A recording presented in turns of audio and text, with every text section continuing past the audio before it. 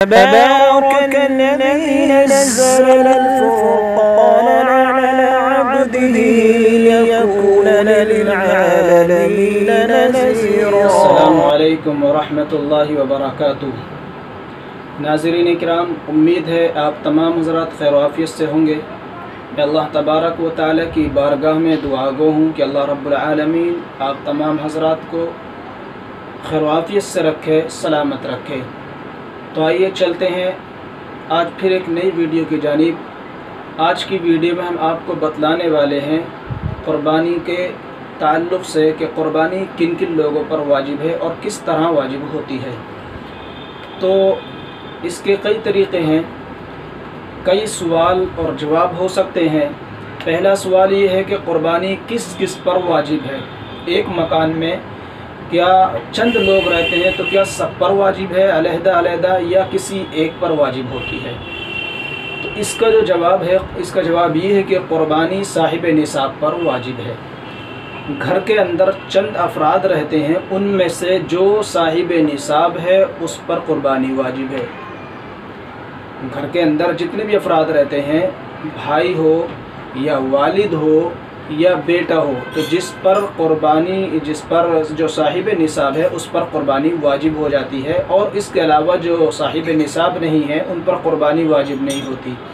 اس میں اور صدقہ فطر میں جو فرق ہے، اور ایک مکان میں جو مرد اور عورت صاحب نصاب ہیں ان سب پر علیحدہ علیحدہ قربانی واجب ہوگی، چاہے وہ بیوی ہو صاحب نصاب، یا شوہر ہو صاحب نصاب، یا باپ صاحب نصاب ہو، جو بھی صاحب نصاب ہوگا اس پر قربانی واجب ہوگی۔ دوسرا سوال ہے، کیا قربانی ہر سال صاحب زکوٰۃ کے ہر فرد پر واجب ہوتی ہے؟ اس کا جواب ہے، قربانی ہر سال صاحب نصاب پر واجب ہوتی ہے۔ جو بھی صاحب نصاب ہوگا ہر سال قربانی کے وقت میں اگر وہ صاحب نصاب ہے تو اس پر قربانی واجب ہو جاتی ہے۔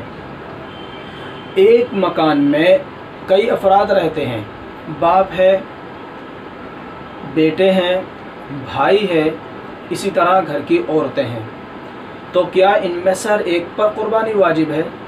اس کے متعلق یہ ہے کہ جب ہر ایک بھائی بقدر نصاب کا مالک ہو تو پھر ہر بھائی پر قربانی واجب ہو جاتی ہے، اور بھائیوں میں سے کوئی بقدر نصاب کا مالک نہیں ہے، بلکہ بقدر نصاب کا جو مالک ہے وہ والد محترم ہے، باپ ہے، تو صرف باپ پر قربانی واجب ہوگی۔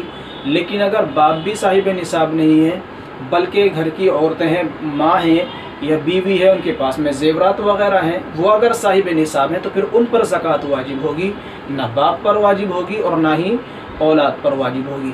تو اصل جو نکل کر آیا، اس کا خلاصہ وہ یہی نکل کر آیا کہ صاحب نصاب جو بھی شخص ہے گھر کے افراد میں، گھر کے اندر کتنے بھی لوگ رہ رہے ہیں، اس میں جو صاحب نصاب ہے اس پر قربانی واجب ہوتی ہے، اور جو صاحب نصاب نہیں ہے ان پر قربانی واجب نہیں ہوتی۔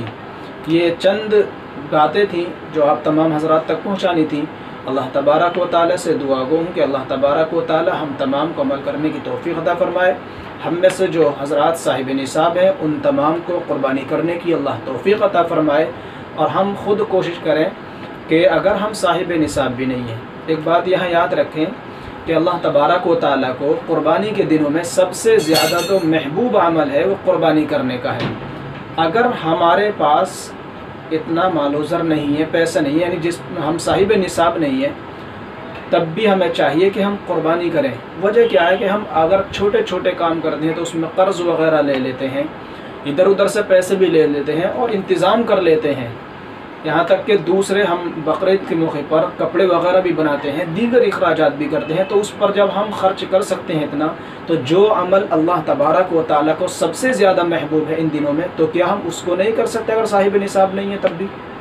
تو ہمیں چاہیے کہ ہم میں سے ہر ایک قربانی کرنے کی کوشش کریں۔ اللہ تبارک و تعالیٰ ہم سب کو قربانی کرنے کی توفیق عطا فرمائے۔